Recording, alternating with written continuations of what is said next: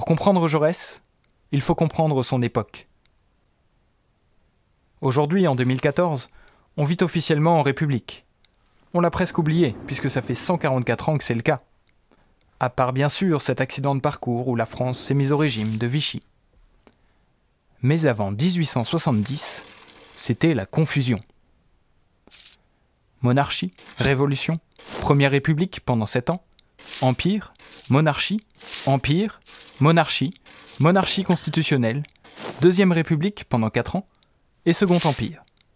La République est proclamée pendant la guerre franco-allemande de 1870, lorsque l'empereur Napoléon III est capturé à la bataille de Sedan. Jaurès n'est encore qu'un enfant à ce moment-là. Mais la France est envahie. Paris encerclé.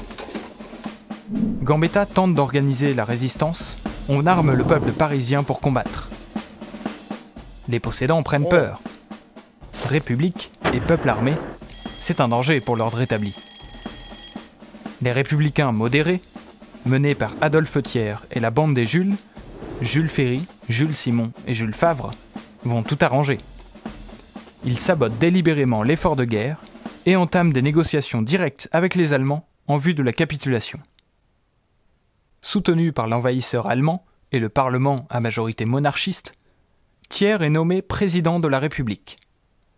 Le peuple parisien, trahi, se révolte et proclame la Commune.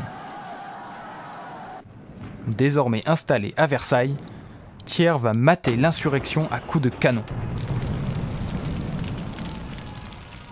La semaine sanglante fait 30 000 morts. L'ordre ancien étant sauvé, Thiers remplit son contrat avec les Allemands.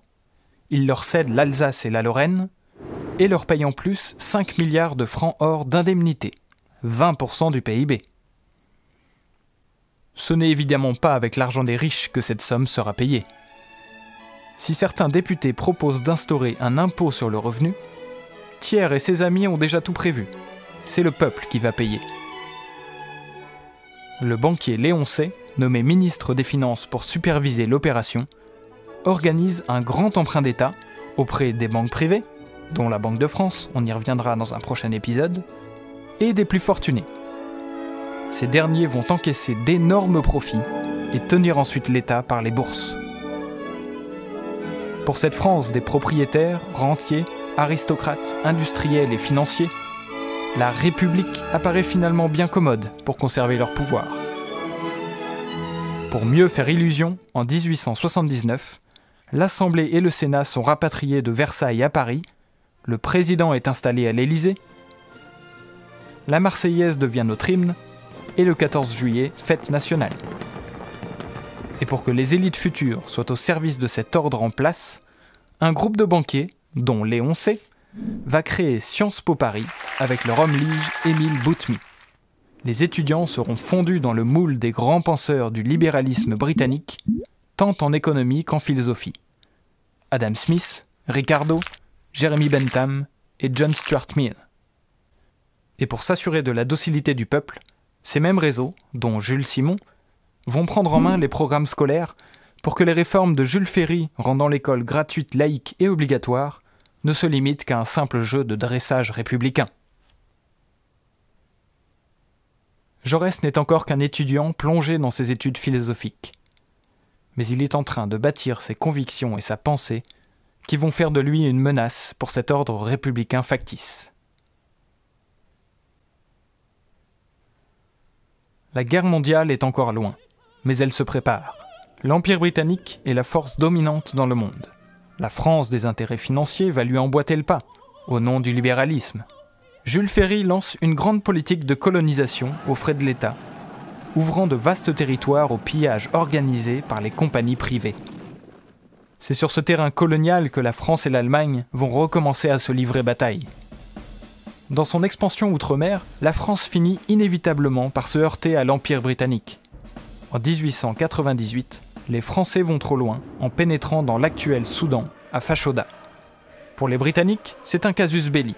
Ils menacent de déclarer la guerre à la France et envoient leurs canonnières bloquer les ports français.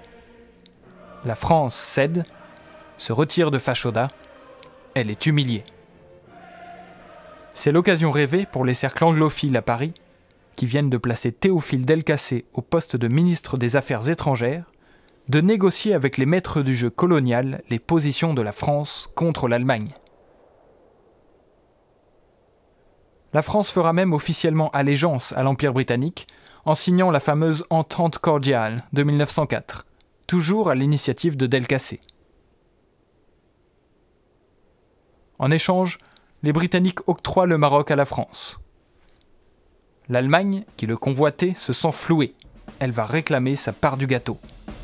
Au point qu'en 1905 et en 1911, nos deux pays ont frôlé la guerre à cause de notre différend marocain. Pourtant, le prédécesseur de Delcassé au ministère des Affaires étrangères, Gabriel Hanotaux, avait mené une politique d'alliance continentale Paris-Berlin-Moscou pour garantir la paix en Europe. En soutenant le ministre russe Sergueï Witte, Hanotaux a permis la réalisation du chemin de fer transsibérien, un projet de développement faisant écho à la politique transcontinentale de Lincoln. Les Britanniques avaient d'ailleurs essayé d'arrêter Lincoln, en lançant les Confédérés contre lui lors de la guerre de sécession. Mais l'idée de recourir aux meilleures technologies de l'époque pour développer les peuples se répandait dans le monde. Pour l'empire colonial et maritime britannique, c'est une menace qu'il faudra annihiler en instigant la division entre les nations. L'engrenage est enclenché. Faute de lucidité pour rompre en pensée et en acte avec cette matrice impériale, aucun dirigeant ne sera capable de l'arrêter. Sauf Jaurès. Dans le prochain épisode, nous verrons pourquoi il était devenu l'homme à abattre pour ses forces libérales et impérialistes.